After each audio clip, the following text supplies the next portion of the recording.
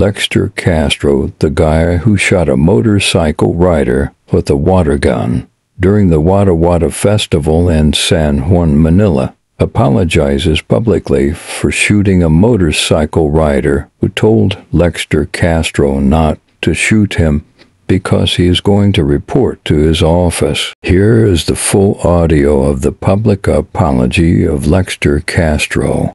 Para marinig ka nila. Noong una po, nagpapasensya po ako sa amin ngayon na sa nagawa ko po.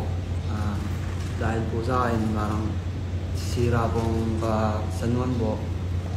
Lahat po ako, humingi po ako ng paumingi sa inyo sa mga nasabi ko po sa inyo. Lalong-lalo na po sa rider, humingi po ako ng tawad po sa inyo at gusto ko po kayong makita sa personally na gusto ko po sa inyo humingi ng paumanhin po. Sa mga nagbabanta po sa akin, hindi ko na rin po maiisip kung ano po, may stress na rin po ako na kung ano-ano na lang din po lumalabas sa pagbabanta sa akin na lalo-lalo na po sa mga pamilya ko.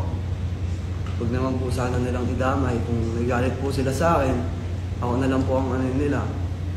Dahil masakit din po kasi nadadamay po yung pamilya ko.